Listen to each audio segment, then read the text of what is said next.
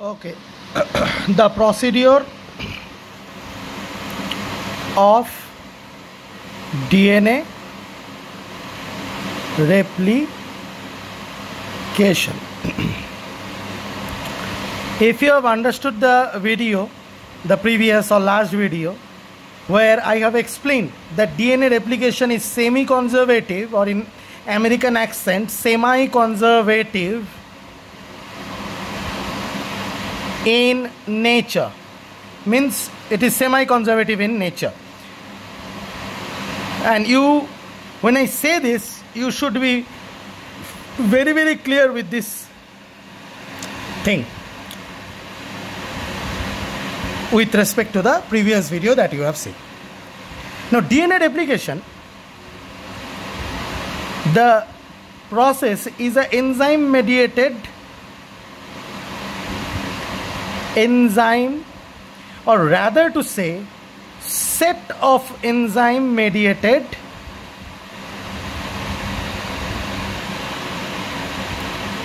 process. There are lots and lots and lots of enzymes involved in entire central dogma procedure. As a whole, if I see taking on DNA replication, then creating of messenger RNA by transcription, repair of the DNA, then repair of the DNA means if there is any mistake, then repair of those sequence mistakes during replication or transcription. Then RNA splicing, I have told you about RNA splicing in one of the videos. Let me know what is RNA splicing. If you have seen the previous video, what is RNA splicing? Tell me what is RNA splicing. Pause the video here and text me what is RNA splicing. Okay, so anyway, taking the thing of RNA splicing, then translation, that is once the RNA been sliced and all the introns are together, that means only the sequence, coding sequence is there, and all the exons have been put out, or all the introns have been put out, and all the exons are joined, and only the coding sequence is there. Okay, so in that way, what will happen? Then there will be translation and there will be protein synthesis. So this is the entire process of central dogma of molecular biology. Not only that, then there is control of the messenger RNA sequence to produce the particular protein. Okay, there is control also, regulation. Okay, so regulation of how much protein, when and what will be produced in the cell. Suppose, for example, if you have not eaten, do you think your pepsin will be converted into pepsinogen? Pepsinogen will be converted into pepsin. Why? Why pepsinogen should be converted into pepsin? Or why even the pepsinogen will be produced from the messenger RNA? Because pepsinogen is a protein, is an enzyme. Why it should be produced from the messenger RNA if you have not eaten? So there must be regulation. So there must be regulation of the messenger RNA. This process is involved. So in central dogma, there is DNA, that is the replication of the DNA and producing new DNA. Then the production of messenger RNA by the process of transcription. Then splicing of the messenger RNA and the proper messenger RNA coming only with the exons and introns taken out. And then from there, ribosomes will hold it, and protein synthesis and the production of protein. So this entire process, the first process, that is DNA replication, we will learn, which occurs during before the cell division. And that only you have understood in the Michelson-Stahl experiment, that it is semi-conservative in nature. But this includes a huge set of proteins required, enzymes required to do all these processes. In fact, the enzymes are themselves proteins. So what happens is that there is regulation, those proteins are being produced from the DNA template only. From the DNA, your gene only contains the sequence of those proteins, or contains the code for those proteins to produce the proteins or the enzymes which will do DNA replication, do RNA transcription, which will do RNA splicing, which will mediate the process of protein translation, okay, or production of protein. All these things are enzyme mediated process. That is protein mediated process. The machinery does it. That is what I know. I call it as a central dogma machinery. Okay, the machinery, the what to say, the instruments of the cell are the proteins or the enzymes which carry out even the process itself. So those genes are being stored in the DNA. Those genes are being stored in the DNA. Okay, from the DNA only the sequence of the genes are there, and those proteins come out which will mediate this process. Do you understand what I am saying? Tell me if you understand or you not. এখানে দেখ মার 13 মার 13 মার 13 মার 9 মার 9 মার 9 মার 9 মার MER 13 মার 9 মার কতটা যেন আসতেছে পলিমার, তাই না? পলিমারের মার। তো এইটা কি আসলে জানিস? এগুলো আসলে রিপিটস, মানে এই দেখ 13 মার থেকে কি লিখছে GATCTAATTTATTT। ভালো করে লক্ষ্য কর সিকোয়েন্সটাকে, দেখ পুরো টি আর এ দিয়ে ভর্তি। এটা কিন্তু লক্ষ্য করার ব্যাপার। তা কয়টা বেস আছে? 13টা বেস আছে। গুনে দেখ 13টা বেস আছে। 13টা বেসের এখানে যদি শুধু একটাই থাকতো তাহলে ওই একটাই 13টা বেস আমি বলতাম, কিন্তু যেহেতু রিপিট হয়েছে এই 13টা এখানে এখানে এখানে আবার এখানে অন্যটা আর কি, যাই হোক এটা 13 মারটা এই 3 জায়গায়, আর এখানে একটা 9 মার, মানে 9টা বেস রিপিট হয়েছে বারবার। দেখ এটাকে আমরা বলি MER রিপিটস, ঠিক আছে? 13 মার 14 মার রিপিটস, 9 মার রিপিটস, এইভাবে বলি। তার মানে এই রিপিটগুলোর মানে কি একই সিকোয়েন্স বারবার রিপিট হয়ে বসে আছে, ঠিক আছে? একটা ডিএনএতে এরকম প্রচুর সিকোয়েন্সেস পাওয়া যায়। এখানে কেন আছে, এটা কি, সেটা আমরা পরে ডিসকাস করব। আগে আমি এই জিনিসটা দেখালাম যে ডিএনএর মধ্যে এরকম কিন্তু সিকোয়েন্সেস এক্সিস্ট করে। DNA replication entire process in 5 minutes। কিচ্ছু মেনশন করবো না, জাস্ট প্রসেসটা আগে বুঝে নে, তারপর প্রসেসের ডিটেলসের ভিতরে ঢোকা যাবে, ঠিক আছে? ডিএনএ রেপ্লিকেশনে প্রথমে মনে রাখবি অরিজিন থাকে, যে কোনো জায়গার থেকে ডিএনএ রেপ্লিকেশন শুরু হতে পারে না। আর আরেকটা কথা, যেটা আরেকটা জিনিস জানা উচিত, ইকোলাই আর হিউম্যান ক্রোমোজোমের যদি ডিএনএ রেপ্লিকেশন কম্পেয়ার করিস, হিউম্যান ক্রোমোজোম কিন্তু লিনিয়ার, আর ইকোলাই ক্রোমোজোম কিন্তু বা ইকোলাই ডিএনএ কিন্তু সার্কুলার। এই কথাটা কিন্তু মানতে হবে আগে, ঠিক আছে? তারপর আমি ডিএনএ রেপ্লিকেশন প্রসেস ইন 5 মিনিটসে আসতেছি, অরিজিন কি সেখান থেকে শুরু করে সবই বলবো। শোন, অটো রেডিওগ্রাফি বলে একটা টেকনিক ছিল বলি আছে, ঠিক আছে? যেখানে কোনো জিনিসকে যদি তুই লেবেলড করিস, মানে রেডিও অ্যাক্টিভ আইসোটোপ দিয়ে দিস নর্মাল জিনিসের জায়গায়, তাহলে নিউট্রিয়েন্ট হিসাবে সেটাকে ইউজ করে জিনিসটা লেবেলড হয়ে যায়, যেটা মেসেলসন স্টাল এক্সপেরিমেন্টে পড়লি যে হেভি হয়ে গেছিলো, এখানে লেবেলড হয়ে যায়, মানে ও রেডিয়েশনস এমিট করে বিকজ ও রেডিও অ্যাক্টিভ জন্য। সেই রেডিয়েশনটাকে আমরা রিড করতে পারি, মানে কোথাও একটা স্ক্রিনের মধ্যে নিয়ে সিন্টিলেশনস প্রডিউস করে ফ্লুরোসেন্স দিবে, ঠিক আছে, বা কালার উৎপন্ন করবে, ঠিক আছে? সেই সেটাকে বলে অটো রেডিওগ্রাফি বা রেডিওগ্রাফি, ঠিক আছে? সেখানে কি করা হয়, মানে এরকমই প্রসেসটা, ঠিক আছে? একটু এদিক ওদিক বলে থাকতে পারি। এইবার ঘটনাটা হচ্ছে, মেন যেটা ব্যাপার, সেটা করে দেখা গেছিলো ইকোলাই ক্রোমোজোমটা ধর সার্কুলার, তো এবার ধর এর উপর দিয়ে আরেকটা স্ট্র্যান্ড আছে, আরেকটা স্ট্র্যান্ডকে আমি গোলই আঁকলাম, পেঁচায় রাখলাম না, বহুত মুশকিল হয়ে যায় আঁকা, ঠিক আছে? তো গোলই আঁকলাম, দুটা স্ট্র্যান্ড পাশাপাশি আছে, ঠিক আছে?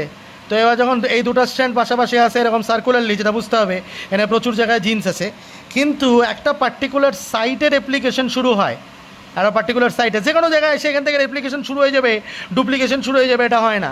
যেই জায়গাটায় রেপ্লিকেশন শুরু হয় সেটাকে আমরা বলি হচ্ছে অরিজিন অফ রেপ্লিকেশন। সেটা সবারই থাকে, সব অর্গানিজমেরই থাকে, ঠিক আছে, অরিজিন অফ রেপ্লিকেশন ইকোলাইয়ের একটা থাকে, ওয়ান, একটাই, ঠিক আছে।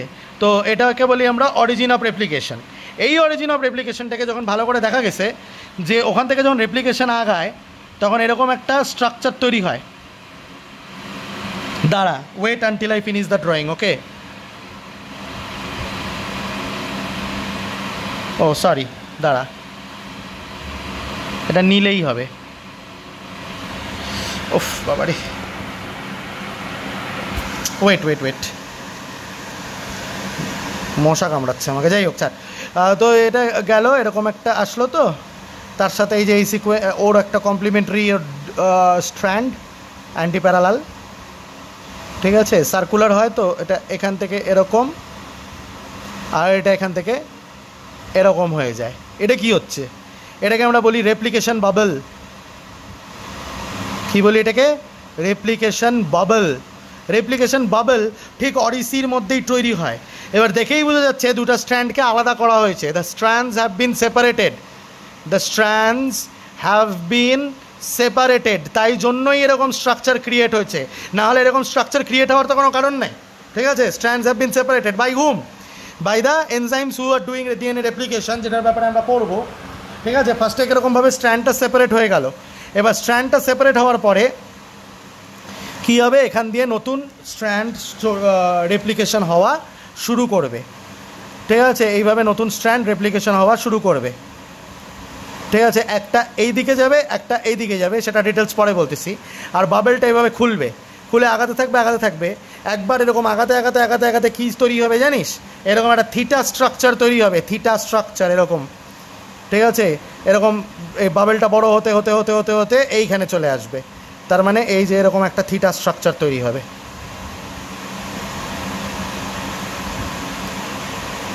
ঠিক আছে। বাবেলটা আগাতে আগাতে আগাতে আগাতে এরকম একটা থিটা স্ট্রাকচার তৈরি করবে। এটাকে আমরা বলি থিটা মোড অফ রেপ্লিকেশন, যেটা ইকোলাইয়ের মধ্যেই দেখা যায়। সেটা এইটুকু ইনফরমেশন থাকলেই যথেষ্ট, ঠিক আছে। এটা জানলো কীভাবে? এই স্ট্রাকচারটা দেখলো কীভাবে? এই স্ট্রাকচারটা দেখলো অটো রেডিওগ্রাফি করে। অটো রেডিওগ্রাফি করে ফটো তুলছে, লেবেল করে দিচ্ছিল কী দিয়ে জানিস? ওই যে H31 আছে না, এটাকে কী বলিস? প্রোটিয়াম, তাই না?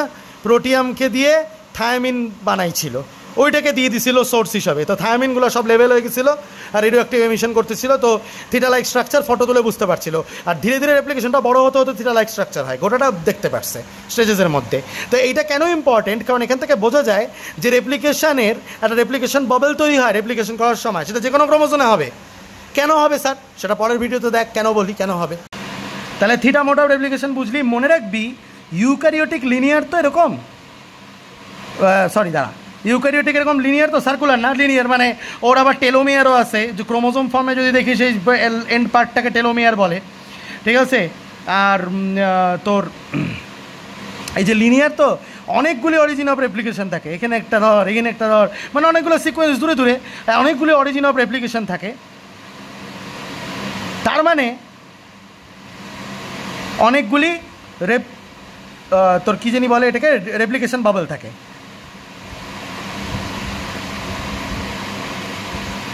এইটাই বলছিলাম যে যেখানে রেপ্লিকেশন বাবল তৈরি হয় সেখানে যে এনজাইমের মেশিনারিটা কাজ করে, সরি হ্যাঁ, তো যেখানে রেপ্লিকেশন বাবল তৈরি হয় সেখানে যে এনজাইমের মেশিনারিটা কাজ করছে, হ্যাঁ, সেই মেশিনারিটাকে আমরা বলি হচ্ছে, এখানে অনেক এনজাইমস আছে, অনেক, ঠিক আছে।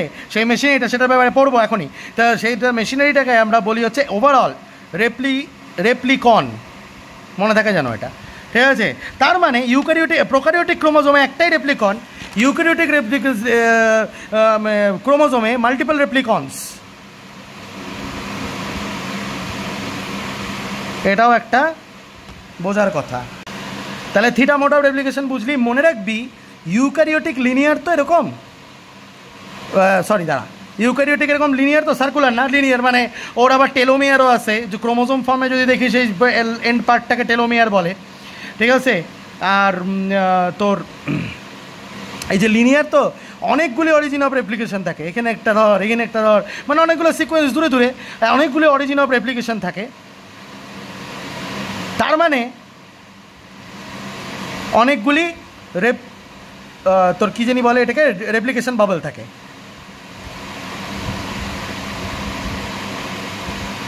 এইটাই বলছিলাম যে যেখানে রেপ্লিকেশন বাবেল তৈরি হয় সেখানে যে এনজাইমের মেশিনারিটা কাজ করে, সরি হ্যাঁ, তো যেখানে রেপ্লিকেশন বাবেল তৈরি হয় সেখানে যে এনজাইমের মেশিনারিটা কাজ করছে, হ্যাঁ, সেই মেশিনারিটাকে আমরা বলি হচ্ছে, এখানে অনেক এনজাইমস আছে অনেক, ঠিক আছে, সেই মেশিনারিটা, সেটার ব্যাপারে পড়বো এখনই। তা সেইটা মেশিনারিটাকে আমরা বলি হচ্ছে ওভারঅল রেপ্লিকন, মনে থাকে জানো এটা, ঠিক আছে। তার মানে প্রোক্যারিওটিক ক্রোমোজোমে একটাই রেপ্লিকন, ইউক্যারিওটিক ক্রোমোজোমে মাল্টিপল রেপ্লিকনস, এটাও একটা বোঝার কথা। আর শোন, কিছু এনজাইমের কথা বলি, বুঝলি, কিছু এনজাইমের কথা বলি। যেমন প্রথম একটা এনজাইমের নাম বলবো, সেটা হচ্ছে হেলিকেজ। ওকে, এই হেলিকেজের আরেকটা নাম আনওয়াইন্ডেজ। এই আনওয়াইন্ডেজ নামটা তোদেরকে বোঝানোর জন্য দিছি, আমি দিই নাই, মানে লোকে দিছে। যাই হোক, হেলিকেজ দিয়েই একে চেনা হয়, ঠিক আছে। আর আরেকটা ডিএনএর নাম শোন, SSBPS, এটার ফুল ফর্ম হচ্ছে সিঙ্গেল স্ট্র্যান্ডেড বাইন্ডিং প্রোটিনস, বা অনেকে SSB প্রোটিনসও বলে, ঠিক আছে। তো সেটা কিন্তু জানতে হবে, হ্যাঁ। আর আরেকটা এনজাইমের নাম বলি, ঠিক আছে। এটা SSB প্রোটিন হচ্ছে একটা হেলিক্স স্টেবিলাইজিং প্রোটিন, বুঝাচ্ছি, আগে প্রোটিনগুলোর নাম শেখ। স্টেবিলাইজিং প্রোটিন, ঠিক আছে। এবার এই প্রোটিনগুলো দেখলি তো, এইবার কি হয়, আরেকটা প্রোটিন হচ্ছে টোপো আইসোমারেজ। এবার শোন কে কী করে বলি। হেলিকেজ হচ্ছে যেখানে রেপ্লিকেশন বাবেলটা তৈরি হয়েছে, ঠিক আছে, এইখানে যে কোভ্যালেন্ট বন্ডিংগুলো ছিল না, A ডবল বন্ড T আর G ট্রিপল বন্ড C এর মধ্যে, ওই কোভ্যালেন্ট বন্ডিংগুলোকে খুলে নিয়ে দুটাকে স্ট্র্যান্ডকে সেপারেট করে দিছে, ঠিক আছে। হেলিক্সকে আনওয়াইন্ড করে, তাই জন্য নাম আনওয়াইন্ডেজ বা হেলিকেজ, ঠিক আছে। কিন্তু তুই যদি সেপারেটও করিস, তো বন্ডগুলোকে ব্রেকও করিস, তো ওদের তো হাইড্রোজেন বন্ডিং, আর হাইড্রোজেন বন্ডিং কীভাবে হয়, ধর AOHH, তো আরেকটা OHH, এরকম ইলেকট্রোনেগেটিভ আর ইলেকট্রোপজিটিভের মধ্যে কি হয়, একটা উইক ফোর্স অফ অ্যাট্রাকশন। তো সেই ফোর্স অফ অ্যাট্রাকশনটা এখানে নাইট্রোজেন আর অক্সিজেনের মধ্যে আছে, তো সেটা তো রিএস্টাবলিশ করে যেতে পারে। তার মানে হেলিক্সটাকে কিন্তু ধরে রাখতে হবে, মানে স্টেবিলাইজ করতে হবে, আটকা গেলে হবে না। তখন কি হয়, হেলিক্সের মধ্যে সিঙ্গেল স্ট্র্যান্ডেড বাইন্ডিং প্রোটিন এইভাবে আটকে যায়, ঠিক আছে, যে ওটাকে আর রিঅ্যানিল করতে দেয় না। কি করতে দেয় না? অ্যানিলিং মানে জোড়া লাগা, তো রিঅ্যানিলিং আর করতে দেয় না, সেটা হচ্ছে হেলিকেজের কাজ, ঠিক আছে। তো ওই জন্য সেটা হচ্ছে SSBর কাজ, সিঙ্গেল স্ট্র্যান্ড বাইন্ডিং প্রোটিন। আর যেহেতু ওই ডিএনএর সিঙ্গেল স্ট্র্যান্ডের সাথে বাইন্ড করতেছে, তাই জন্য নামটা জাস্টিফাইড, আর হেলিক্স স্টেবিলাইজিং প্রোটিন। কিন্তু এটার জন্য একটা কেস হয়ে যায়, টোপো আইসোমারেজটা পরের ভিডিওতে বলতেছি। কেসটা কী হয়, যেটা আগের ভিডিও অবধি বললাম, যে কেসটা কী হয় বলতো, ডিএনএ সুপার কয়েলড হয়ে থাকে। এটাও আমি আমার আগের ভিডিওতে বলছি, বারবার যখন আগের ভিডিওগুলো পাঠাইছি বলছি যে দেখ কিছু ভালো ছেলে অবশ্যই দেখছিস তোরা, ঠিক আছে, ভালো ছেলে ভালো মেয়েরা, হ্যাঁ, বেশিরভাগই মানে একজন তো কেলা কিসিরি করে টিউশনই সাইডে দিল, হ্যাঁ, ওই কে জয়েনও করলো, চিনলামও না, মুখও দেখলাম না, জয়েন করলো বা ছাড়েও দিল, কী যে বুঝলো কী যে না বুঝলো, ঠিক আছে। যাই হোক, ছাড়ে দিলে ভালো কথা, সেটা কথা না। ঘটনাটা হচ্ছে সেই জন্য না, ঘটনাটা হচ্ছে যে তোদের মধ্যে অনেকেই দেখিস না, ঠিক টাইমে দেখিস না, কমপ্লিট করিস না, জিনিস পারিস না। যাই হোক, আজকে ওই জন্য আমার খুব মাথা গরম ছিল, এখন পড়ায় ভালো লাগতেছে। দেখ, পড়ানোই আমার কাছে সব কিছু। প্লিজ যাদেরকে বকা দিচ্ছি তারা রাগ করিস না। আচ্ছা, দ্বিতীয় কথা, যেটা বলতেছিলাম, দেখছিস নর্মালি পড়াতে গেলে একটু শিফটও হয়ে যাই আমি আমার টপিক থেকে। তো টোপো আইসোমারেজ কি? টোপো আইসোমারেজ ব্যাপারটা হলো যে এই দুটো তো বুঝালাম, এবার টোপো আইসোমারেজের কী কাজটা বুঝাবো। শোন, যেটা আমি বলছিলাম ডিএনএ সুপার কয়েলড, আগের ভিডিওতে বলছিলাম, ঠিক আছে।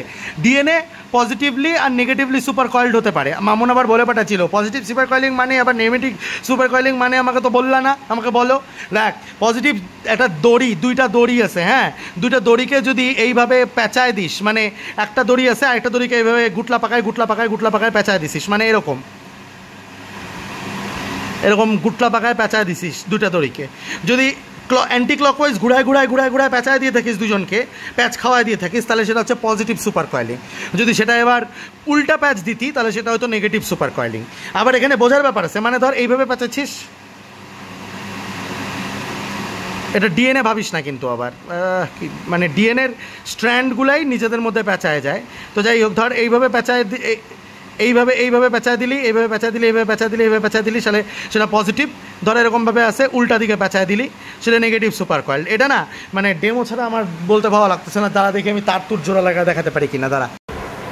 সাপোজ ধর এই যে দুটা তার, হ্যাঁ আমার হেডফোনের তার দিয়ে বুঝাইতেছি, এই যে ধর দুটা তার, এই তারটাকে এইভাবে পেঁচাইলি, এই যে ধর তারটা, হ্যাঁ তারটাকে এইভাবে পেঁচাচ্ছি, এই যে এখান দিয়ে পেঁচে যাবে, দেখ যত প্যাচ, এই যে দেখ এখান দিয়ে এই যে যত প্যাচ দিব, এই যে পেঁচাচ্ছি একদিকে, তাহলে কোন দিকে ঘুরায় পেঁচাচ্ছি, একটা ক্লকওয়াইজ ঘুরায় পেঁচাচ্ছি আমি, বা অ্যান্টি ক্লকওয়াইজ ঘুরায় পেঁচাচ্ছি, ঠিক আছে। এই দেখ প্যাচ পড়তেছে, দেখ ঠিক আছে, এই দেখ প্যাচ পড়তেছে, ঠিক আছে। তো এই যে এইভাবে এটা একজন আরেকজনের উপর যেই ডিরেকশানে কয়েল হচ্ছে, সেটা যদি অ্যান্টি ক্লকওয়াইজ ডিরেকশন হয় তাহলে আমি বলবো পজিটিভ সুপার কয়েল। আর সেটা যদি আমি উল্টা ডিরেকশনে পেঁচাইতাম, ঠিক আছে, এইভাবে পেঁচাইতাম উল্টা ডিরেকশনে, ঠিক আছে, তাহলে সেটা হয়ে যেত আমার, এ দেখ পেঁচাচ্ছি, যাই হোক আমার একটু টাফ লাগতেছে এটা পেঁচাইতে, অত ইয়ে করে করতে পারছি না, যাই হোক। তো এইভাবে হয়ে গেল আমার নেগেটিভ সুপার কয়েল, এ দেখ, ঠিক আছে। তো একটা পজিটিভ সুপার কয়েল, একটা নেগেটিভ সুপার কয়েল, এটা মামুন জানতে চাইছিলি, নিয়ে জানাইলাম। তাহলে যাই বুঝাইলাম আর কি আমি সুপার কয়েলিংটা। এখানে আমি এই যে একটা স্ট্রাকচার রাখছি, দেখ এটা একটা স্ট্র্যান্ড, লালটা আর একটা স্ট্র্যান্ড, দুটা স্ট্র্যান্ডই সুপার কয়েল হয়েছে। এটা সুপার কয়েল মানে এখানে জাস্ট দুটা লিঙ্ক দেখাইছি, এগুলোকে লিঙ্ক বলে, লিঙ্ক, ঠিক আছে, লিঙ্ক হয়েছে। এবার লিঙ্কিং নাম্বার তো বিশাল হাই হয়, ঠিক আছে, একটা লিঙ্ক বা দুইটা লিঙ্ক হয় নাকি, প্রচুর লিঙ্কিং নাম্বারস আছে। এবার এরকম পুরা পেঁচে আসে, সুপার কয়েল হয়ে আসে, তো তখন ওই সুপার কয়েলটার মধ্যে যখন তুই একটা রেপ্লিকেশন অরিজিন টান মারে খুলবি, ঠিক আছে, যখন একটা রেপ্লিকেশন অরিজিন টান মারে খুলবি, তখন তো এখানে টেনশন ক্রিয়েট হবে, এই পুটা ফর্কটার মধ্যে টেনশন ক্রিয়েট হয়ে যাবে। তো ওই টেনশনটাকে রিলিজ করে হচ্ছে টোপোআইসোমারেজ। টেনশন কেন ক্রিয়েট হবে? কারণ কি সুপার কয়েলড হয়ে আসে, আর সেই টেনশনটাকে রিলিজ করার জন্য যখন তুই আলাদা করছিস বাবেলটাকে বা স্ট্র্যান্ড দুটাকে আলাদা করছিস হেলিকেজ দিয়ে, স্টেবিলাইজ করছিস এসএসবি প্রোটিন দিয়ে, কিন্তু যে টেনশনটা ক্রিয়েট হয়েছে, টেনশনটা ক্রিয়েট হয়ে ডিএনএ পাট করে আলাদা হয়ে যাবে, তো বন্ডগুলো ব্রেক হয়ে যাবে, তো তাহলে তুই কপি আর কি করবি, ডিএনএ ডিস্ট্রাকশন হয়ে যাবে। তখন ওই সামনের টেনশনটাকে স্টেবিলাইজ করার জন্য টোপোআইসোমারেজ কাজে লাগে, বুঝতে পারলি? আর টেনশনটা কেন ক্রিয়েট হয়? কারণ ও সুপার কয়েলড হয়ে আসে বলে। ব্যাস, তাহলে আজকে অরিজিন অফ রেপ্লিকেশনের ব্যাপারে দেখ, আজকে ফার্স্টে আমরা একটা ভিডিও পাঠাইছিলাম, যে ভিডিওটার মধ্যে আমি কি বুঝালাম, কেন সেমাই কনজারভেটিভ বা সেমি কনজারভেটিভ সেটা আমি বুঝিয়ে দিয়েছি, হ্যাঁ। আর আমি কি বুঝালাম, যে আমি আমি আমি রেপ্লিকেশন অরিজিনের ব্যাপারেই আজকে বেশি পড়ালাম, রেপ্লিকেশন অরিজিন, আর ওই origin replication origin, replication origin, replication bubble, এই জিনিসগুলোই বেশি পড়ালাম। আরেকটা জিনিস কি পড়ালাম, যে ওখানে কোন কোন এনজাইমগুলো কাজে লাগে, 3টে এনজাইমের নাম বললাম, ঠিক আছে। তো সেটা মাথায় রাখতে হবে। ইউক্যারিওটিক প্রোক্যারিওটিকের কয়েকটা ডিফারেন্স বললাম, আর কয়েকটা তোরা কোশ্চেন জিজ্ঞেস করলি, সেগুলোর আমি অ্যান্সার দিলাম। মিউটেশনের ব্যাপারেও একটু জানলাম দ্বীপের কোশ্চেনের উত্তর দিতে গিয়ে, তো এগুলো জিনিস আমরা করলাম। আর আরেকটা জিনিস যেটা আমি বলবো অরিজিন অফ রেপ্লিকেশনের ব্যাপারে, যেটা মনে রাখতে হবে, মনে আছে তোদের একটু আগের একটা ভিডিওতে আমি বললাম যে এরকম 13 মার রিপিটস কিন্তু ডিএনএতে থাকে। এটা কি জানিস আসলে? অরিজিন অফ রেপ্লিকেশনের, ইকোলায়ের অরিজিন অফ রেপ্লিকেশনে এরকম আছে। এবার এটার ইম্পর্টেন্সটা কি, কেন আছে দেখ, এই সিকোয়েন্সটাকে প্রচুর টি প্রচুর টি আর প্রচুর জি আর সি কম, আর এরকম হলে এরকম আবার রিপিট, তার মানে এন্টায়ার জায়গাটার মধ্যে টি আর এ বেশি, ঠিক আছে। তো এই অরিজিনের মধ্যে এই জিনিসটা কেন থাকে জানিস? অরিজিনের মধ্যে এই জিনিসটা এই জন্য থাকে কারণ কি, হেলিকেজ যাতে ভালো করে কাজ করতে পারে। হ্যাঁ কি বলো, হেলিকেজ ভালো করে কাজ করতে পারে তাই বলে এই রিপিটগুলো থাকে? অবশ্যই, কারণ কি এই রিপিটগুলোর মধ্যে এ আর টি এগুলো বেশি। এবার তোরা কি জানিস? তোরা জানিস যে এ আর ডবল টি এর মধ্যে 2টা বন্ড, আর জি আর ট্রিপল বন্ড সি, ঠিক আছে, এর মধ্যে 3টা বন্ড। তো সেই ক্ষেত্রে কী হবে, কোনটা ব্রেক করা ইজি হবে? তা এইটার যদি রিপিট বেশি থাকে 2টা কমপ্লিমেন্টারি স্ট্র্যান্ডে, ঠিক আছে, তাহলে স্ট্র্যান্ডটা এর তুলনায় একটু উইকলি অ্যাটাচ থাকবে, এটাকে ভাঙা বেশি কঠিন, এটাকে ভাঙা বেশি সোজা। তো সেই জন্য অরিজিনে এই রিপিটগুলো বেশি থাকে, ঠিক আছে। এই রিপিটগুলা দেখ, রিপিটগুলোকে ভালো করে দেখ, 9 মার আর 13 মার রিপিট, এখানে স্ক্রিনশটও নিয়ে নিতে পারিস বা পরে ফটো পাঠা দিচ্ছি। তো সেটা একটা অরিজিনের ব্যাপারে আমার বলার দরকার ছিল। তাহলে অরিজিনের মধ্যে 13 বেস পেয়ার সিকোয়েন্স, 13 মার সিকোয়েন্স, আর 9 মার সিকোয়েন্সের রিপিটস থাকে, ইউক্যারিওটেও থাকে, প্রোক্যারিওটেও থাকে। আজকে আমরা কি শিখলাম, যে রেপ্লিকেশনের অরিজিন ক্রিয়েট হয়, অরিজিনের দোকানে রেপ্লিকেশন বাবল ক্রিয়েট হয়। এর যদিও বা আরেকটা স্ট্র্যান্ড আমার আরেকটা কালারে আঁকা উচিত ছিল, একই কালারে এঁকে দিলাম, তো যাই হোক, তো সেইভাবে হলো। আর এই বাবেলটা আগাতে আগাতে থিটা স্ট্রাকচার তৈরি করে। তো তোরা কি জানিস, যখন থিটাটা বড় হয়, আমি সার্কুলারের ক্ষেত্রেই শুধু পড়াচ্ছি এখন, থিটাটা যখন বড় হয় তখন এইখানে নতুন ডিএনএ স্ট্র্যান্ড, এটা এটা এটা তো দুটো পুরানো ডিএনএ স্ট্র্যান্ড, ঠিক আছে, এখানে নতুন ডিএনএ স্ট্র্যান্ড তৈরি হয়, ঠিক আছে। কে তৈরি করে? DNA polymerase, DNA polymerase. তো স্যার হয়ে গেল ডিএনএ পলিমারেজ, আরও এনজাইম আছে রে বাবা, ঠিক আছে, এত তাড়াতাড়ি হয় নাকি? তো যাই হোক, বলে দিলাম ডিএনএ পলিমারেজের অনেক টাইপস হয়, ইউক্যারিওটে অনেক টাইপ হয়, প্রোক্যারিওটে অনেক টাইপ হয়, যেগুলো আমরা পরের ভিডিওতে বা পরের ক্লাসে পড়বো, আজকে ক্লাসের টাইম শেষই হয়ে আসছে। তো যাই হোক, তো এইখানে না কি হয়, এটার অর্ধেক স্ট্রাকচারটাকে ইমাজিন করতো, এখান থেকে এইটুকু দেখ কীরকম লাগে দেখতে, ওয়াইয়ের মতো লাগে না দেখতে? কেন বললা স্যার ওয়াইয়ের মতো লাগে দেখতে? কারণ কি, ধর পুরানো দুটো স্ট্র্যান্ড, রেপ্লিকেশনের বাবেলের ওই জায়গাটা এইভাবে আলাদা হয়েছে, এই পাশ থেকে আসে আরেকটা রেপ্লিকেশন বাবেল, আরেকটা উল্টা পাশটা আসছে, তো যাই হোক একটা ওয়াই তৈরি হলো। এইটাকে আমরা ফর্কের মতো হয়, তাই জন্য এটাকে আমরা বলি রেপ্লিকেশন ফর্ক, রেপ্লিকেশন ফর্ক। এই রেপ্লিকেশন ফর্কের মধ্যে ডিএনএ রেপ্লিকেশন হয়। ধর এটা 5 প্রাইম টু 3 প্রাইম, ধর এটা 3 প্রাইম টু 5 প্রাইম, ঠিক আছে, তখন কি হয়, এটা সবসময় মনে রাখবি, DNA polymerase 5 prime to 3 prime DNA synthesis করতে পারে, ঠিক আছে। তার মানে 5 প্রাইম টু 3 প্রাইম সিনথেসিস করতে পারলে ও এই পাশে এইটার যখন কমপ্লিমেন্টারি স্ট্র্যান্ড নতুনটা তৈরি করবে, ঠিক আছে, তখন যেহেতু অ্যান্টি প্যারালাল হতে হবে, তার মানে এরকম এই পাশে 5 প্রাইম টু 3 প্রাইম হবে, কারণ এই পাশে 3 প্রাইম শেষ হওয়া উচিত এখানে এসে, যাই হোক রেপ্লিকেশন ফর্ক খুলবে ধীরে ধীরে।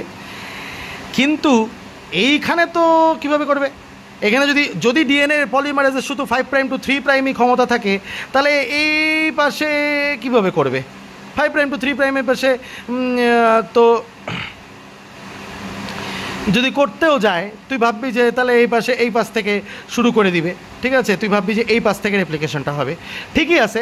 তার মানে একবার একদিকে ফর্কের একদিকে রেপ্লিকেশন যাবে, ফর্কের উল্টা দিকে রেপ্লিকেশন যাবে, তাই তো। তাই জন্য আমাদের ডিএনএ রেপ্লিকেশনকে বাই ডিরেকশনাল বলে থাকে, ঠিক আছে, কি বলে থাকে? Bidirectional. কিন্তু এখানে আবার একটা মাজরা আছে, ডিএনএ পলিমারেজ নিজে নিজে নিউক্লিওটাইড একটার পর একটা জোড়া লাগাইতে পারে না, নিজে নিজে পারে না, টেমপ্লেটকে কপি করে যে নিজে নিজে করবে পারে না। মানে নিজে নিজে পারে না মানে কী লাগে ওর লাগে একটা আরএনএ প্রাইমার, মানে একটা ইনিশিয়াল সিকোয়েন্স লাগে, যেইটার একটা সিকোয়েন্স লাগে ছোট্ট, যেটাকে আরএনএ প্রাইমার বলে ওরা, ঠিক আছে। এটা ধর 15টা নিউক্লিওটাইড দিয়ে জেনারেলি তৈরি থাকে, 15টা নিউক্লিওটাইড মনে থাকে যেন, ঠিক আছে, প্রোক্যারিওটিকের ক্ষেত্রে 15টা নিউক্লিওটাইড দিয়ে জেনারেলি তৈরি থাকে, ঠিক আছে। তো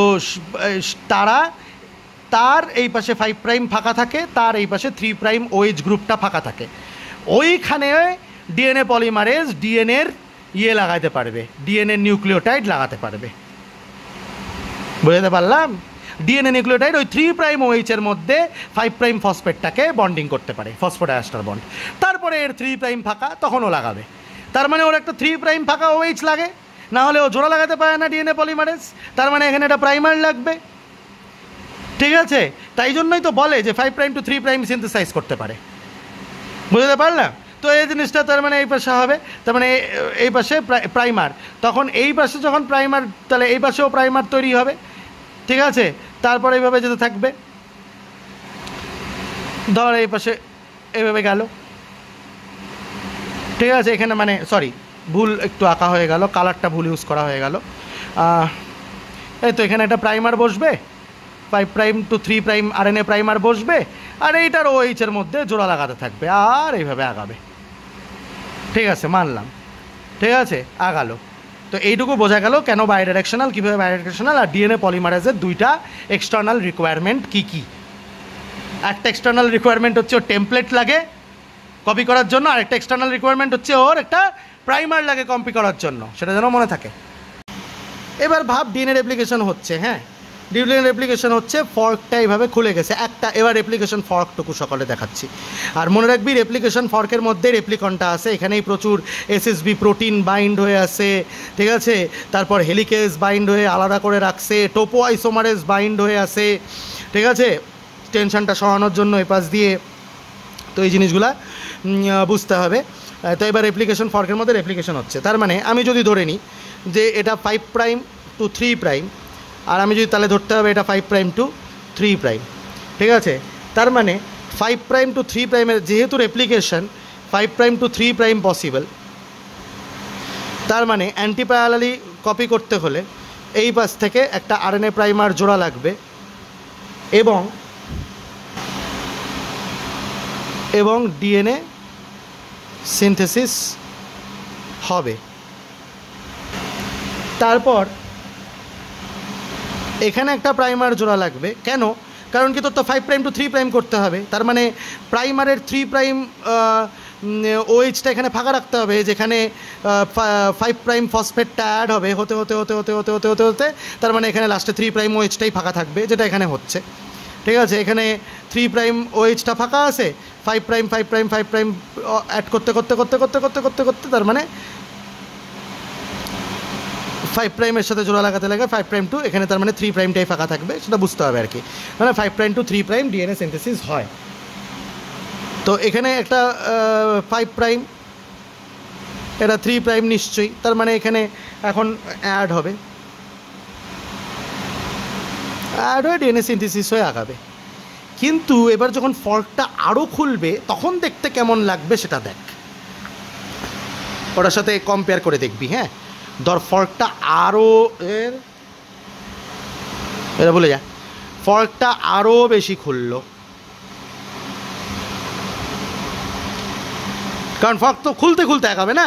রেপ্লিকেশন বাবল যদি থিটা স্ট্রাকচার করতে করতে আগায়, কই গেল রেপ্লিকেশন বাবল যদি থিটা, তার মানে এখানে যদি ফর্কটা এক্সিস্ট করতেছিল তারপর এইভাবে আগাচ্ছিল, এদিকেও আগাচ্ছিল, বাই ডাইরেকশনাল যে কারণে বলতেছে আর কি, এদিকেও আগাচ্ছে এদিকেও আগাচ্ছে।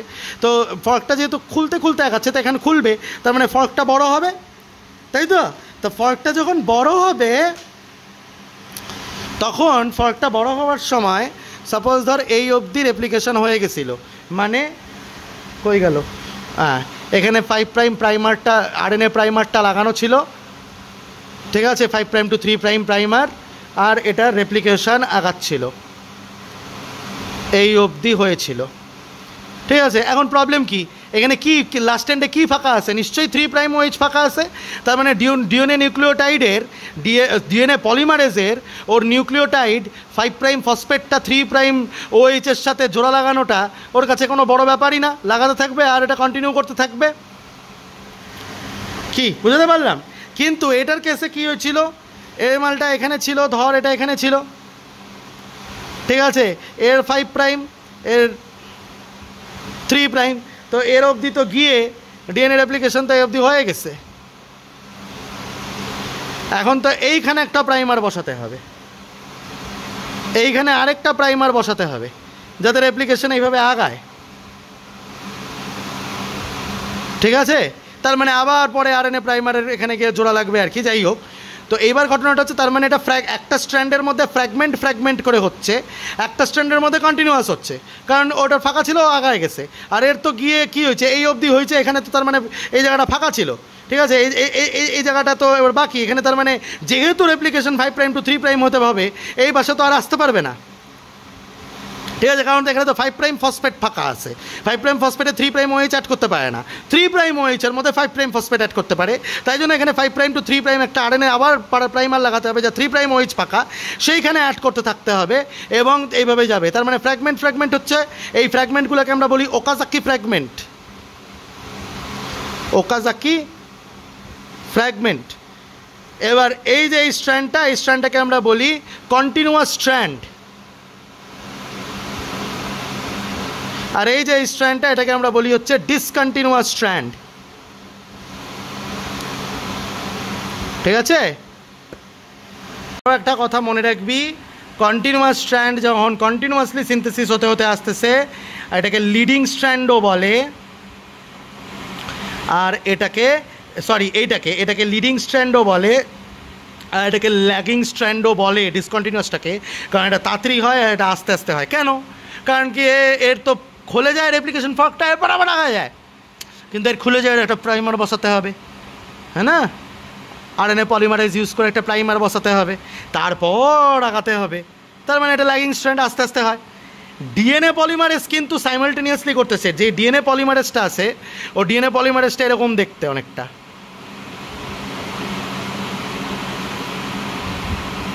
ঠিক আছে? ওর অনেকগুলো ক্ল্যাম্পস থাকে এইভাবে, ঠিক আছে, যার ব্যাপারে ডিটেলসে ক্লাসে পড়বি। তো ওই ক্ল্যাম্পগুলো কিন্তু মুভ করতে থাকে, আর একটা ক্ল্যাম্পের ভিতরে সুতোর মতো যেরকম সেলাই করে না, ওই মারা জামা কাপড় সেলাই করে না, ওই সেলাইয়ের মতো একটা ঢুকে বেরোয়, একটা দিয়ে কন্টিনিউয়াসলি হয়, ঠিক আছে? যেটা লিডিংটা সেটা বোধহয় ঢুকে কন্টিনিউয়াসলি বেরোয়, সরি যেটা ল্যাগিংটা সেটা বোধহয় ঢোকে, তারপর আবার বেরোয়, ঢোকে আবার বেরোয়, এবার সুতার সেলাইয়ের মতো হতে থাকে, ঠিক আছে প্রসেসটা, ঠিক আছে? সেটাকে ভিজুয়ালাইজ আশা করি করাতে পারতেছি, জানি না। তো যাই হোক, সেইভাবে প্রসেসটা হতে থাকে আর আগাতে থাকে, ডিএনএ পলিমারেজ করে। মনে রাখবি প্রোক্যারিওটিকের ক্ষেত্রে সেটা করে কে? ডিএনএ পলিমারেজ 3, তার নাম কি? DNA polymerase 3। ইউক্যারিওটিকের ক্ষেত্রে করে কে? DNA polymerase delta and epsilon, DNA polymerase delta, ঠিক আছে? সেটা মনে রাখতে হবে। এপসাইলনের কথা পরে বলবো, ডিএনএ পলিমারেজ ডেল্টা। তো এই কথাগুলো কিন্তু মনে রাখতে হবে। তো আশা করি যে এই অবধি আমি ডিএনএ রেপ্লিকেশনটা বুঝাতে পারছি। তার মানে ডিএনএ রেপ্লিকেশন কীভাবে হয় নিশ্চয়ই বুঝলি, তারপর আলাদা হয়ে যায়। কোন জায়গায় গিয়ে আলাদা হয়? টার্মিনেশন সিকোয়েন্সে গিয়ে ডিএনএ রেপ্লিকেশন টার্মিনেট করে। তো আমি বেসিকভাবে ডিএনএ রেপ্লিকেশনটা বলে দিলাম, কিছু পার্টের ডিটেলস তো অবশ্যই বলছি, কিছু পার্টের ডিটেলস বাকি আছে।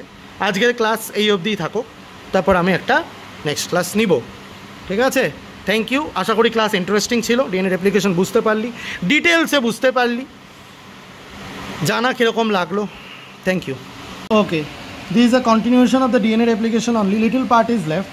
In the last, in the previous sections of the video, you must have seen that how DNA replication occurs, and you must have learned about quite a lot of enzymes. But here you see, I will tell you one thing. This activation of DNA replication begins with, also if you divide it in steps, it is at first the activation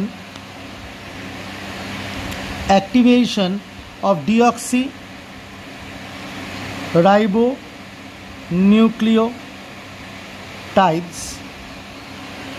Then number two step is exposure of parent DNA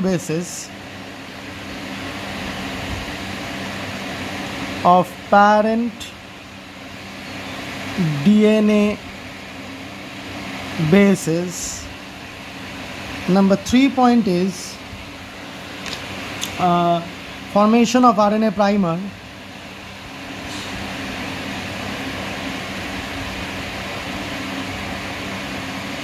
Number fourth point is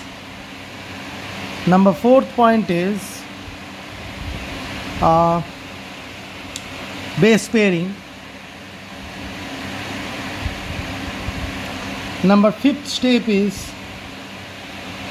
conversion of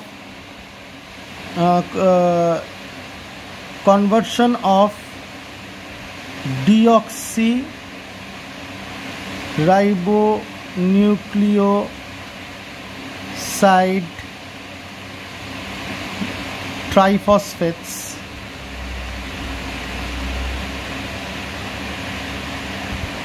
to monophosphates. Okay, then formation of a new DNA chain.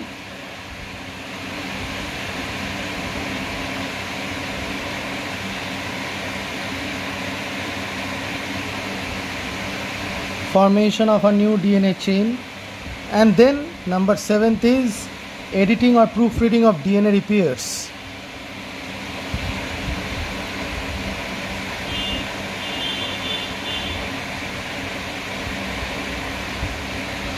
And number 8 is helix formation. So entire process of DNA replication can be broken down into this 8 steps, and maximum of these 8 steps is already known to you and in details discussed with you. Now talking about the first step, okay, activation of deoxyribonucleotides, it's what that you see. Always remember, activation of DNA,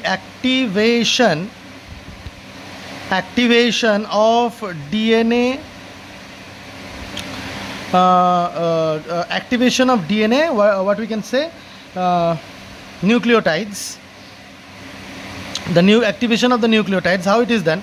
Actually what happens in the nucleoplasm in case of eukaryotes and in the cytoplasm in case of prokaryotes, what happens is that the DEAMP, that is adenosine monophosphate, DE, that is deoxy adenosine monophosphate, deoxyribonucleoside adenosine monophosphate, DECMP,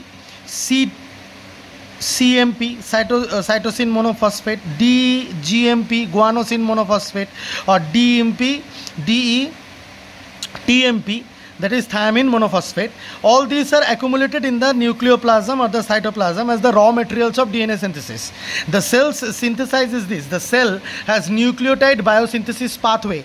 The cell has nucleotide biosynthesis pathway, and they create this, okay, nucleotides, and they make it freely float in the cytoplasm or the nucleoplasm so that they can act as raw material.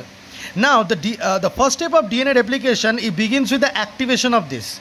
And what is the meaning of the activation of this? Activation of what we can say, activation of the nucleotides. Okay, how the nucleotides are activation, what happens, these all nucleotides, they react with or combine with ATP and takes the 2 phosphates of the ATP. In ATP there are 3 phosphates, right? In ATP there are 3 phosphates. It takes the 2 phosphates of the ATP and thus becomes AMP becomes ATP because the 2 phosphate is added. CMP becomes CTP, GMP becomes GTP, and TMP becomes TTP. So that means adenosine triphosphate, cytosine triphosphate, guanosine triphosphate, thiamine triphosphate. And these are the activated nucleotides that can add up to the DNA. You know, when the DNA is being copied, the template strand that I have mentioned to you and the dotted strand that is being copied, all the nucleotides are added one after the other. These are being added. Sir, but in DNA, we know that monophosphates are there. Why during activation the triphosphates are being made? And that is called as activation. Because আমাদের তো লাগবে এগুলাই তো join হবে, তো এটা আবার এটাতে কনভার্ট করে এটিপির সাথে করে। আর কোন এনজাইম করে এরকম কাজ স্যার? এই কাজটা করে হচ্ছে ফসফোরাইলেজ, মনে রাখতে হবে এই কাজটা করে হচ্ছে phosphorylase. Phosphorylase converts the AMP into ATP, CMP into CTP, GMP into GTP and TMP into TTP, taking 2 phosphates from the ATP that is available. Okay, কারণ ATP তো তৈরি হয় আমাদের রেসপিরেটরি পাথওয়ে দিয়ে, ঠিক আছে? তো এখান থেকে এটা ইউজ হয়। ओके, এবার কেন অ্যান্ড ওয়াই ইয়ে বানানে কা ক্যা জরুরত থা, এটা বানানোর কী দরকার ছিল যখন এটাই অ্যাড হবে? তারপর নিশ্চয়ই তারপর আবার ফসফেটগুলোকে 2টা ফসফেট অ্যাড করছে, ওটাকে বাদ দিয়ে বার করে দিবে।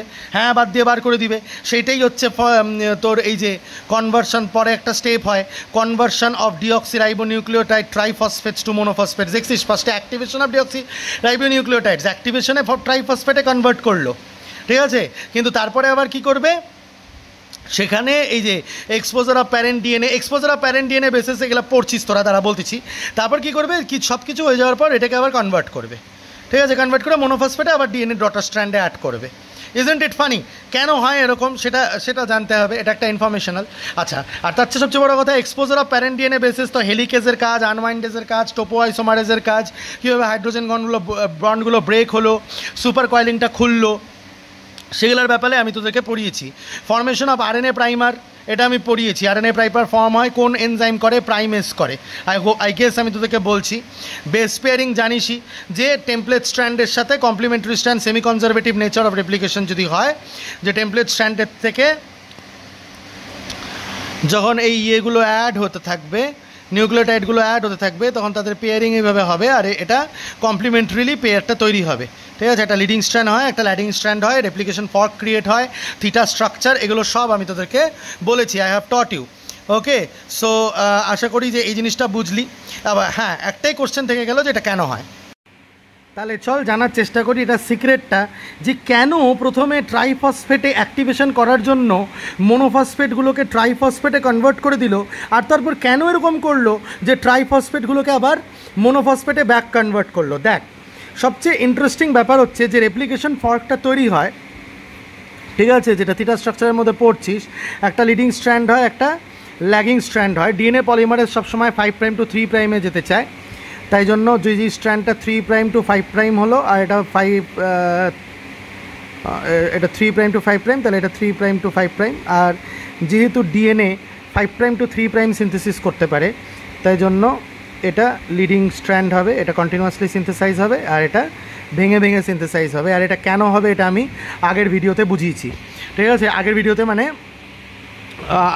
আগের পার্টে বুঝিয়েছি, ঠিক আছে। তো যাই হোক, এইবার ঘটনাটা হচ্ছে যে এইখানে যে অ্যাড আপগুলো হচ্ছে না, এইখানে কিন্তু সব এরাই অ্যাড আপ হচ্ছে, এটিপি, সিটিপি, জিটিপি, টিটিপি। এবার অ্যাড আপ হতে হতে হতে হতে হতে যখন স্ট্র্যান্ডটা কিছু দূর এগিয়ে যায়,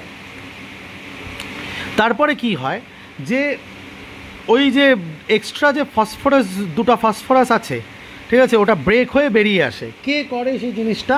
ফসফাটেজ। ফসফাটেজ ওদেরকে ভেঙে বার করে নিয়ে আসে। তার মানে ডিএনএর মধ্যে মোনোফসফেটগুলোই থাকে। সেরকম করার দরকারটা কী ছিল? হে ভগবান, এটি কী হচ্ছে? প্রথমে তুমি এএমপি, সিএমপি, জিএমপি, টিএমপি, এটা সেল নিউক্লিওপ্লাজম বা সাইটোপ্লাজমের মধ্যে সিনথেসাইজ করে রেখে দিয়েছিল যে না, এরা raw materials of DNA synthesis. তারপর সেটাকে তুমি ফসফোরাইলেজ দিয়ে ইউজ করে এটিপি, সিটিপি, জিটিপি, টিটিপিতে কনভার্ট করলে, নাকি এটা নাকি অ্যাক্টিভেশন, এটা না হলে নাকি অ্যাড আপ হবে না। প্রথম কথা, ডিএনএ পলিমারেজ এদেরকে ছাড়া অ্যাড আপ করতে পারে না, ফার্স্ট রিজন। সেই জন্য এটাকে অ্যাক্টিভেশন করে এটাকে কনভার্ট করা দরকার ছিল। ডিএনএ পলিমারেজ এদেরকে ছাড়া অ্যাড আপ করতে পারে না, এটা একটা প্রথম কথা। দ্বিতীয় কথা, একবার অ্যাড আপ হয়ে গেলে ফসফাটেজ দিয়ে যখন বার করে দিস, তখন যে দুটো ফসফরাস বেরোয়, এই দুটো ফসফরাস জয়েন হয়ে থাকে, ঠিক আছে। এখানে তো সব মোনোফসফেটে কনভার্ট হয়ে গেল নিউক্লিওটাইডগুলো, সেটা ছাড়, ঠিক আছে, এটা জয়েন হয়ে থাকে। সেটাকে আবার হাইড্রোলাইসিস করে, in the presence of water break করে পাইরোফসফেটেজ। পাইরোফসফেটেজ যখন এই হাই এনার্জি বন্ডটাকে ভাঙে আর দুটো ইনঅর্গানিক ফসফেটে কনভার্ট করে দেয়, তখন এনার্জি রিলিজ হয় automatically. This energy is used for driving the DNA polymerase যে ড্রাইভ হয়ে মুভ করে করে, তোরা এটা জানিস তো, একটাই ডিএনএ পলিমারেজ ওর একটা সেগমেন্ট দিয়ে লিডিং স্ট্র্যান্ড তৈরি করে এবং আরেকটা সাব ইউনিট বা সেগমেন্ট দিয়ে ল্যাগিং স্ট্র্যান্ড তৈরি করে, তার মানে ও কন্টিনিউয়াসলি মুভ করে, ঠিক আছে। তো ওটা মুভ করার জন্য যে এনার্জিটা লাগে, সেই এনার্জিটা এই এনার্জিটাই প্রডিউস করে, সেই জন্যই এত মাজরা হয়, ঠিক আছে। I hope that you have understood and found it very interesting. তারপর তো ধর ফর্মেশন অফ নিউ ডিএনএ চেনের ব্যাপারে আমি পড়াইছি, Okazaki fragment, leading chain, lagging chain এগুলো পড়িয়েছি। হ্যাঁ, এবার এডিটিং আর প্রুফ রিডিংয়ের ব্যাপারে পড়বো। দেখ, ডিএনএ রেপ্লিকেশন হতে হতে যখন প্যারেন্ট স্ট্র্যান্ডটা কপিড হচ্ছে, তখন কিছু বেস পেয়ারিংয়ে ভুল হতেই পারে। ডিএনএ পলিমারেজ যখন রেপ্লিকেশন ফর্কটার মধ্যে প্যারেন্ট স্ট্র্যান্ডটা কপি করতেছে, ঠিক আছে, রেপ্লিকেশন ফর্কটার মধ্যে যখন প্যারেন্ট স্ট্র্যান্ডটাকে কপি করতেছে, ঠিক আছে, এইভাবে লিডিং আর ল্যাগিং স্ট্র্যান্ডে, ঠিক আছে, তখন কিছু বেস পেয়ারিংয়ে ভুল হতেই পারে। তো মনে রাখবি, ডিএনএ পলিমারেজ 3 যে ডিএনএ রেপ্লিকেশন করায়, ওর তো 5' to 3' রেপ্লিকেশনটা করায়। আরেকটা মনে রাখবি, ওর 3' to 5' একটা এন্ডোনিউক্লিয়াস অ্যাক্টিভিটি আছে, এন্ডোনিউক্লিয়াস অ্যাক্টিভিটি। যেই অ্যাক্টিভিটিটা থাকার জন্য ও প্রুফ রিডিং করতে পারে। মানে ডিএনএ পলিমারেজ 3 কী করতে পারে, ধরো 5' to 3' আগাচ্ছে তো, 5' to 3' ডিএনএ রেপ্লিকেশন করতে করতে আগাচ্ছে তো বোথ সাইডেই, ঠিক আছে। তখন কি করে, ও যদি কোনো ভুল ইনকর্পোরেশন করে, ও একবার পিছনে গিয়ে 3' to 5' একবার একটা ব্যাকে ও চেক করে যে ঠিকঠাক বেস পেয়ারিংগুলো হয়েছে কি না।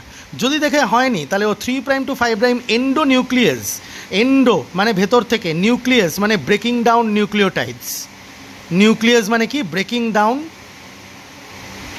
নিউক্লিওটাইডস, ঠিক আছে। সেরকম এক্সোনিউক্লিয়াস অ্যাক্টিভিটিও থাকে, মানে এক্সোনিউক্লিয়াসেসরাও থাকে। এক্সোনিউক্লিয়াসেসরা হচ্ছে একদম ডিএনএ বা আরএনএর কোণা থেকে যখন নিউক্লিওটাইডকে সরাতে পারে, ভেঙে দিয়ে ক্লিভ করে দিয়ে, সেটাকে আমরা বলি এক্সোনিউক্লিয়াস অ্যাক্টিভিটি। কিন্তু এখানে তো এক্সোনিউক্লিয়াস হতে হবে না, এখানে তো ভিতর থেকে থাকতে হবে।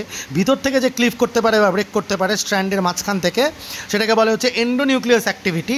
তো সেই ডিএনএ পলিমারেজ 3 এর একটা এন্ডোনিউক্লিয়াস অ্যাক্টিভিটি থাকে, যেটার জন্য কী হয়, কোনো কিছু ভুল ইনকর্পোরেট হলে সেটাকে ভেঙে বার করে দেয়, ঠিক আছে। সেটাই হচ্ছে DNA polymerase 3 proof reading activity. তাছাড়াও ডিএনএ পলিমারেজ 1-এরও একটা প্রুফ রিডিং অ্যাক্টিভিটি থাকে, ঠিক আছে। তো এরা দুজন মিলে একসাথে কাজ করে। তো এটাই প্রুফ রিডিংয়ের ব্যাপারে, প্রুফ রিডিংটা খুব ইম্পর্টেন্ট থাকা, ঠিক আছে। এবার তুই আমার এখানে ন্যাচারালি প্রশ্ন করবি যে স্যার এখানে যে ব্রেক হয়ে গেল, তারপর যে নতুন এই এন্ডোনিউক্লিয়াস অ্যাক্টিভিটি দিয়ে যে ভুল হলে ধরো ভেঙে দিছে, তো ভেঙে দিলে ওখানে তারা গ্যাপ ক্রিয়েট হয়ে যাবে ওই নিউক্লিয়াসটার, ঠিক আছে। ওটাকে জোড়া লাগায় কে? আবার ওটাকে জোড়া লাগায় হচ্ছে লাইগেজ। তাছাড়াও যখন তোর ওই যে ওকাজাকি ফ্র্যাগমেন্টসের যে ল্যাগিং স্ট্র্যান্ডের মধ্যে যে ওকাজাকি ফ্র্যাগমেন্টসগুলো ডেভেলপ হয়, সেটাকে জোড়া লাগায় কে? সেটাকেও জোড়া লাগায় হচ্ছে লাইগেজ বলে একটা এনজাইম, ঠিক আছে। আর স্যার যে প্রাইমারগুলো তৈরি হয়েছিল লিডিং স্ট্র্যান্ডে একটা প্রাইমার আর ল্যাগিং স্ট্র্যান্ডের মধ্যে অনেকগুলো প্রাইমার, আরএনএ প্রাইমার, সেটাকে সরায় কে? সেটাকে সরায় হচ্ছে ডিএনএ পল বা ডিএনএ পলিমারেজ 1। মনে রাখতে হবে, সবকটা এনজাইমের কাজ মনে রাখতে হবে। আর প্রাইমারগুলো সিনথেসাইজ করেছিল প্রাইমেজ। আই হোপ দ্যাট এটা আমি মেনশন করেছিলাম যে প্রাইমেজ বলে যে এনজাইমটা, সে প্রাইমার সিনথেসাইজ করে, ঠিক আছে। তো আশা করি আমি জিনিসগুলো কমপ্লিট করতে পারছি। And that is the end of your DNA replication, ঠিক আছে। সো এটাই ডিএনএ রেপ্লিকেশনের ওভারঅল জিনিস। আমি কিছু নোটস পাঠাচ্ছি এর সাথে। সরি, আরও একটা ইম্পর্টেন্ট কথা, সেটা হচ্ছে যে ডিএনএ রেপ্লিকেশনকে যেই ভাগে আমরা পড়লাম, ঠিক আছে, ডিএনএ রেপ্লিকেশনকে যেই ভাগে আমরা পড়লাম, কী ভাগে পড়লাম, ঠিক আছে। ও হেলিক্স ফর্মেশন তো জানিসই যে একবার, আচ্ছা দাঁড়া, কী ভাগে পড়লাম, অ্যাক্টিভেশন অফ এগুলো ভাগে পড়লাম, 8টা ভাগে আমি মেনশন করলাম, তাই তো। এই 8টা ভাগকে কিন্তু ব্রডলি আবার 3 ভাগে ডিভাইড করা যায়। ডিএনএ রেপ্লিকেশনে কিন্তু আসলে 3 ভাগ: ইনিশিয়েট করা, এলংগেট করা, আর টার্মিনেট করা। এটা কিন্তু মনে রাখতে হবে। ইনিশিয়েশনের সময় অরিসি সিকোয়েন্সের মধ্যে থাকে। বলতো অরিসির মধ্যে অনেকগুলি 9 মার আর 13 মার সিকোয়েন্স পড়িয়েছিলাম, যেগুলো এ অ্যান্ড টি রিচ হয়। সেটা কেন হয় বলতে পারবি? আচ্ছা যাই হোক, ইনিশিয়েশন, অরিসি, বোধহয় এটা আগেও জিজ্ঞেস করছিলাম। ইলংগেশন হচ্ছে ওই ফর্কটাকে ইলংগেট করা। টার্মিনেশনে মনে রাখবি প্রত্যেকটা ক্রোমোজোমে, ইকোলাই ক্রোমোজোম যেটা সার্কুলার হয়, তার আবার টার সিকোয়েন্সেস থাকে, টার্মিনেশন সিকোয়েন্সেস, ঠিক আছে। তো সেখানে কিন্তু টার্মিনেশন হয়। টার্মিনেশন মানে ডিএনএ রেপ্লিকেশন শেষ হয়, ঠিক আছে। তো ডিএনএ রেপ্লিকেশন শেষ হওয়ারও কিন্তু স্পেসিফিক সিকোয়েন্সেস থাকে, যেরকম অরিজিনের স্পেসিফিক সিকোয়েন্স থাকে, ইউক্যারিওটিকের মধ্যে মাল্টিপল অরিজিনস থাকে, ঠিক আছে, সেরকমই কিন্তু টার্মিনেশন সিকোয়েন্সেস থাকে ইকোলাইয়ের মধ্যে। আর আরও একটা কথা, যেটা বোধহয় ফার্স্ট চ্যাপ্টারে আমি পড়িয়েছিলাম, যে ইকোলাই ক্রোমোজোম বা সার্কুলার ক্রোমোজোমের ক্ষেত্রে কিন্তু রেপ্লিকেশনটা থিটা মোডে হয়ে যে সুন্দর কিন্তু দুটা নতুন ক্রোমোজোম তৈরি হয়ে গেল বা নতুন ডিএনএ তৈরি হয়ে গেল সার্কুলার। কিন্তু আমাদের হিউম্যান ক্রোমোজোম কিন্তু লিনিয়ার, বা যাদের লিনিয়ার ক্রোমোজোম আছে তাদের এন্ড পার্টটাকে কিন্তু আমরা বলি টেলোমেয়ার। এবার মনে রাখবি, আমাদের যখন টার্মিনেশন হয় তখন কিন্তু আমাদের টার্মিনেশনটা ডিএনএ পল 3 শেষ করতে পারে না, মানে ডিএনএ পল 3 মানে কী বলবো, রেপ্লিকেশনটাকে শেষ করতে পারে না। তখন আমাদের একটা এনজাইমের দরকার হয়, যেটা টেলোমেয়ারেজ। এবার এই টেলোমেয়ারেজ বয়সের সাথে সাথে আমাদের কী বলবো, ওর অ্যাক্টিভিটি লুজ করতে থাকে, যার জন্য এন্ড সিনথেসিসগুলো বন্ধ হতে হতে আমরা আমাদের এফেক্টিভ জিনসগুলো হারাতে থাকি, যার জন্য এজিং হয় বলে বিশ্বাস করা হয়। এটা বোধহয় আমি ফার্স্ট চ্যাপ্টারেও বলছিলাম, এখন হয়তো আরেকটু ভালো করে বুঝবি, ঠিক আছে। আমি একটা জিনিস দেখাচ্ছি, এই দেখ, এখানে দেখ, ঠিক আছে, এটা স্ক্রিনশট নিতে পারিস। এই দেখ, এটা এরকম একটা রিপিট থাকে, হ্যাঁ, প্যারেন্টাল স্ট্র্যান্ডে আমাদের টেলোমেয়ারের মধ্যে, ঠিক আছে। তো এটাকে না ডিএনএ পলিমারেজ শেষ করতে পারে না, তার কারণ ডিএনএ পলিমারেজ আর ল্যাগিং স্ট্র্যান্ডের মধ্যে প্রাইমার পায় না, জোড়া লাগানোর জায়গা পায় না, ঠিক আছে, ভেবে দেখ ল্যাগিং স্ট্র্যান্ডে যখন শেষ হয়ে ঝুলে থাকে ওটা, তো ল্যাগিং স্ট্র্যান্ডের মধ্যে আর যখন জোড়া লাগানোর জায়গা পায় না তখন ওই জায়গাটা ঝুলে থাকে। আর ইনকমপ্লিট নিউলি সিনথেসাইজড ল্যাগিং স্ট্র্যান্ডের মধ্যে কী হয়, ওকাজাকি ফ্র্যাগমেন্ট হয়ে হয় না, তো ল্যাগিং স্ট্র্যান্ডের মধ্যে আর জায়গাই পায় না যে এই দিক থেকে তো লিডিং স্ট্র্যান্ডের মধ্যে হয়ে গেল, কিন্তু টেলোমিয়ারের মধ্যে ল্যাগিং স্ট্র্যান্ডের মধ্যে তো একটা প্রাইমার, আর প্রাইমার কোথায় অ্যাড করবে, প্রাইমার অ্যাড না করলে তো আগাবেই না। ঠিক আছে, প্রাইমার অ্যাড করে আর ডিএনএ পলিমারেজ অতটুকু সিকোয়েন্স আগানোর জায়গা পায় না, তাহলে ছোট্ট একটা সিকোয়েন্স বাদ পড়ে যাওয়ার সম্ভাবনা থাকে বা বাদ পড়ে যেতে পারে। তখন কি হয়, তখন টেলোমিয়ারেজ আসে উল্টা পাশ থেকে ওটাকে জোড়া লাগায় দেয় ওই সিকোয়েন্সটাকে। ঠিক আছে, তো এইভাবে আমাদের ডিএনএ সিনথেসিসটা চলে, কিন্তু টেলোমিয়ারেজ কিন্তু বয়সের সাথে সাথে নষ্ট হয়ে যায়। সেটাই আমি বোঝানোর চেষ্টা করলাম, এই যেটা স্ক্রিনশট নিয়ে ভাবতে পারিস। ঠিক আছে, তো সেটাই আমি বলতে চাচ্ছিলাম। এইবার আশা করি ডিএনএ পলিমারেজ ভালো করে, ডিএনএ রেপ্লিকেশন ভালো করে তোদের কমপ্লিট হলো ইন ডিটেলস। অনেক কিছু ইনফরমেশন দিচ্ছি, কিছু নোটস পাঠাচ্ছি এনজাইমসের। ঠিক আছে, তো সেগুলো ভালো করে করিস।